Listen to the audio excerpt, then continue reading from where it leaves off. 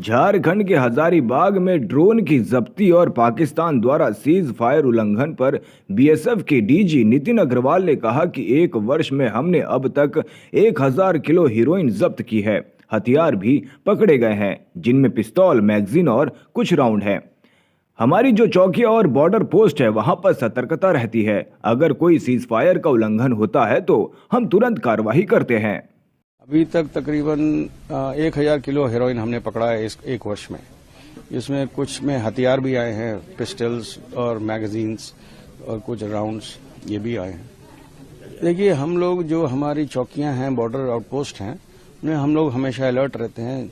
हम लोग अपनी तरफ से नहीं खोलते हैं, लेकिन अगर कोई फायर हमारे ऊपर आता है तो हम तुरंत कार्रवाई करते हैं, जवाबी कार्रवाई, ताकि ये आगे ना बढ़े और दुश्मन जो है खबरदार हो जाए। तो इस बार भी जब उन्होंने पहले स्नाइपिंग किया था, तो जैसे ही हमारे सैनिक की तरफ गोली आई, हमारे जो जवान ड्यूटी पे था उसने जिम्मेदारी पूर्वक अपने फायर को खोला और उसका मुकाबला किया। आम आदमी पार्टी के दिल्ली प्रदेश संयोजक और दिल्ली सरकार में मंत्री गोपाल राय ने कहा कि जिस तरह से केंद्र की भाजपा सरकार आम आदमी पार्टी को खत्म करने का षड्यंत्र कर रही है और फर्जी घोटाले के केस बनाकर आम आदमी पार्टी के शीर्ष नेताओं को गिरफ्तार कर रही है, अब दिल्ली के मुख्यमंत्री अरविंद केजरीवाल को गिरफ्तार करने की तैयारी चल रही है। पार्टी को खत्म करने का षड्यंत्र किया जा रहा है, फर्जी घोटाले के केस बना करके, और आम आदमी पार्टी के शीर्ष नेताओं को गिरफ्तारी का सिलसिला शुरू हुआ है। आज दिल्ली के उप मुख्यमंत्री रहे मनीष सिसोदिया जी जेल के अंदर हैं, हमारे राज्यसभा सांसद जेल के अंदर हैं, सत्येंद्र जैन जी को गिरफ्तार किया गया और अब दिल्ली के मुख्यमंत्री अरविंद केजरीवाल को गिरफ्तार करने की तैयारी चल रही है। उसको देखते हुए कल से पूरे दिल्ली के अंदर 2600 जो पोलिंग स्टेशन हैं, हर पे टीम गठित की गई है, ट्रेनिंग दी गई है और वो सभी टीमें कल से घर घर डोर टू डोर कैंपेन करने के लिए मैदान में उतर रही हैं।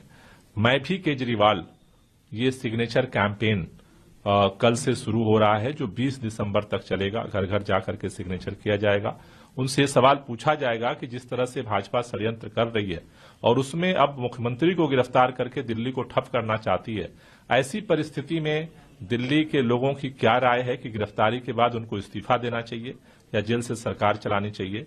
ये ओपिनियन लेने के लिए, लोगों की राय लेने के लिए ये मैं भी केजरीवाल सिग्नेचर कैंपेन शुरू हो रहा है। नोएडा में विकसित भारत संकल्प यात्रा पर केंद्रीय मंत्री ज्योतिरादित्य सिंधिया ने कहा कि ये भारत विकास संकल्प यात्रा है, जिस संकल्प यात्रा के आधार पर प्रधानमंत्री का संकल्प की जन जन का विकास हो, ताकि भारत एक विश्व गुरु के रूप में उभर पाए।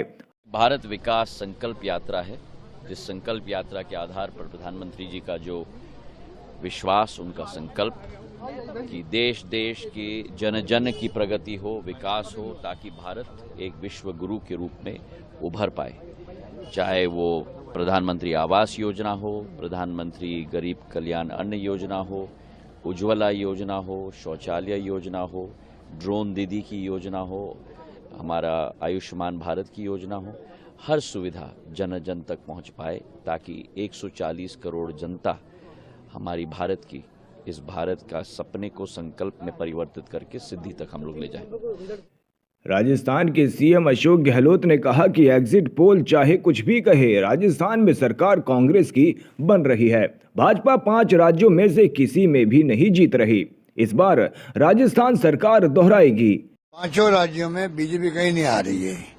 5 राज्यों में मुझे लगता है बीजेपी कहीं जीत नहीं रही है, नंबर 1। नंबर 2, राजस्थान के अंदर एग्जिट पोल कुछ भी आ जाए, सटोरी कुछ भी कह दे, आप लोग कुछ भी दिखा दो मीडिया वाले, और सर्वे कुछ भी आया आपके मीडिया के अंदर, जो प्री पोल सर्वे आ चुके हैं, तब भी मेरा हंच कहता है, जो मैं कमेंट सुनता हूं लोगों से, आम लोगों से, गांव में, शहर में, पिछले 6 महीने से, उससे मुझे लगता है कि सरकार हमारी आनी चाहिए। बस मैं मानता हूं, मैं कोई एक सीट की कैलकुलेशन करता नहीं हूं कभी। मेरा हंच कहता है कि इस बार कांग्रेस सरकार पब्लिक बनाएगी। उसके 3 कारण हैं। एक तो हमारे खिलाफ हिंदुस्तान में पहली गवर्नमेंट ऐसी है जो एक्सपर्ट कहते हैं, जिसके खिलाफ बिल्कुल ही एंटी इनकमेंसी नहीं है, वरना होते ही होता है। ये हमारा बहुत बड़ा प्लस पॉइंट हो गया। नंबर 2, मुख्यमंत्री के बारे में सबकी एक ही राय है। बीजेपी का वोटर भी कहेगा काम करने में कोई कमी नहीं रखी मुख्यमंत्री ने। नंबर 2। नंबर 3, जो मोदी जी, अमित शाह जी 5 साल मुख्यमंत्री इनका है, केंद्रीय मंत्री की तो लाइन लगी हुई थी, सबने एक भाषा बोली। वो भाषा थी डरावनी, भाषा थी बदले भावना की, तनाव पैदा करने वाली।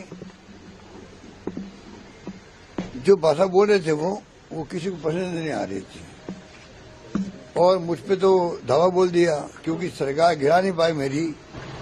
जैसे इन्होंने मध्य प्रदेश, कर्नाटक, आंध्र प्रदेश सरकार गिराई, वैसी सरकार राजस्थान में गिराने में फेल हो गए। वो दर्द इनमें छिपा हुआ है दिल के अंदर।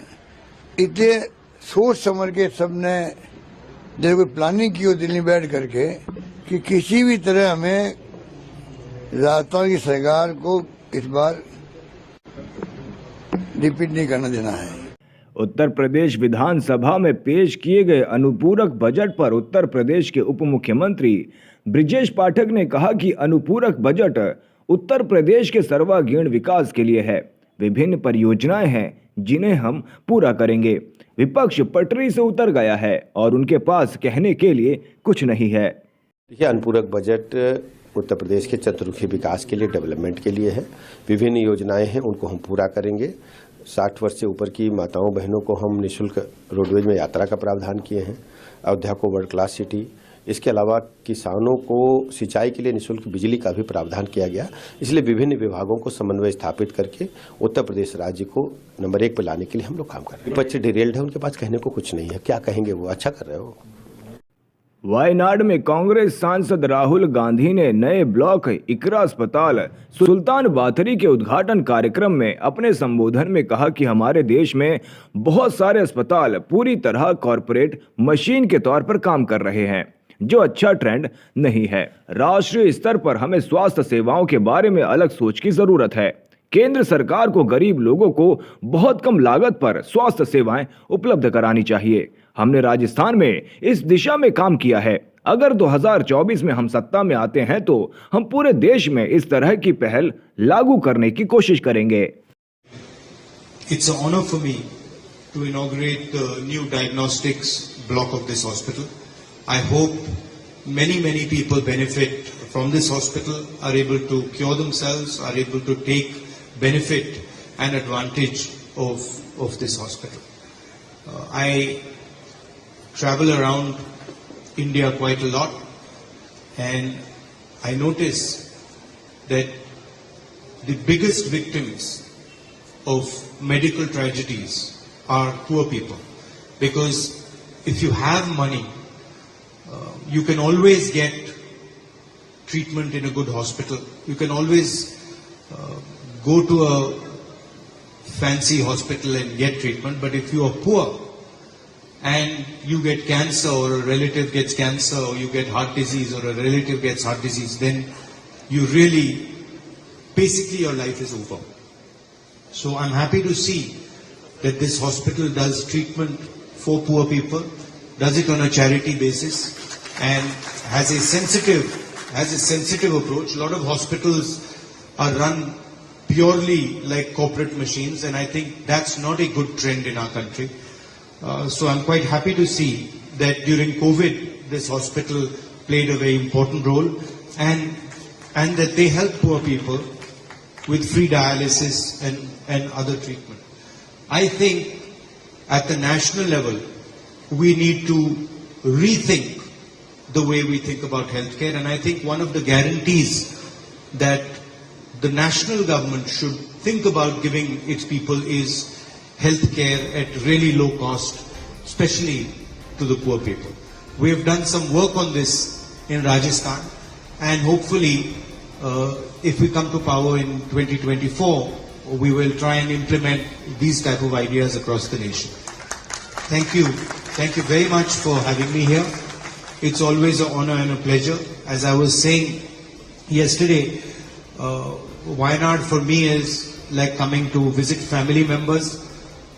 So I don't feel it is like work. I think it's a lot of fun. I love meeting the people of Wayanad, and I thank all of you from all walks of life, all different ideologies for supporting me. Thank you. Namaskar. Uttar Pradesh के मुख्यमंत्री योगी आदित्यनाथ ने कहा कि आत्मनिर्भर भारत से लेकर एक नागरिक कर्तव्य तक हमें गुलामी की मानसिकता को समाप्त करना है। हमें अपनी विरासत पर गौरव की अनुभूति करनी है। समाज को बांटने की कोशिश विकास की राह में बाधक है। जो लोग विकास नहीं चाहते हैं वो समाज को वंशवाद की राजनीति, जातिवाद और आस्था के आधार पर बांटकर और विकास के एजेंडे को पीछे धकेलने का काम कर रहे हैं। को आगे बढ़ाने के लिए आत्मनिर्भर भारत से लेकर के अपने नागरिक कर्तव्य तक इसमें गुलामी की मानसिकता को भी समाप्त करना है, अपनी विरासत पर गौरव की अनुभूति भी करना है और भेदभाव की रेखाएं जो करने का प्रयास होता है, जाति, मत, मजहब के आधार पर बांटने के कुत्सित प्रयास होते हैं, इनसे उभरना, क्योंकि ये विकास में बाधक तत्व है। जो लोग विकास नहीं चाहते वे परिवारवाद, जातिवाद, मत और मजहब के आधार पर समाज को बांटने का कुत्सित प्रयास करके विकास के एजेंडे को पीछे धकेलने का प्रयास कर रहे हैं और उस विकास के एजेंडे से हटने का मतलब एक गरीब के चेहरे से खुशहाली को हटाना।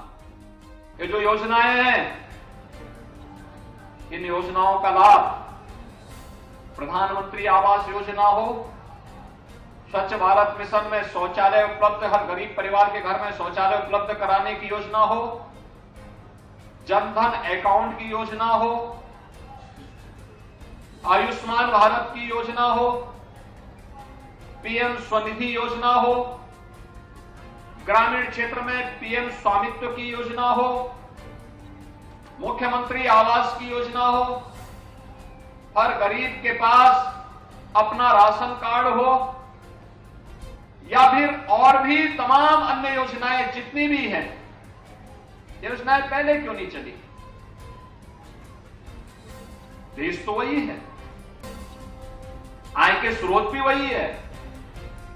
ऐसा नहीं कि मोदी जी के आने के बाद कोई अलग से कुबेर का खजाना फूटा हो और मोदी जी ने वहां से लाकर बांटना शुरू कर दिया। नहीं, पहले गरीब, सामान्य नागरिक, किसान, महिलाएं, नौजवान इस सरकार के एजेंडे के हिस्से नहीं थे। चेहरा देखकर के योजनाओं का बंतर बांट होता था, गरीब ताकता रह जाता था। अब याद करिए, पिछले 9-9.5 वर्ष में प्रधानमंत्री मोदी जी के माध्यम से देश के अंदर 12 करोड़ परिवारों को शौचालय मिले, 4 करोड़ परिवारों के आवास बने, जिनमें अकेले उत्तर प्रदेश में हम लोगों ने 55 लाख से अधिक परिवारों को एक आवास उपलब्ध करवा दिया है। लगभग 3 करोड़ परिवारों के लिए शौचालय की सुविधा उत्तर प्रदेश में दी गई है। आयुष्मान भारत के अंदर देश के अंदर 50 करोड़ लोग आयुष्मान भारत की सुविधा का लाभ प्राप्त कर रहे हैं। तो उत्तर प्रदेश में लगभग 10 करोड़ लोगों को इस सुविधा का लाभ उपलब्ध कराया जा रहा है।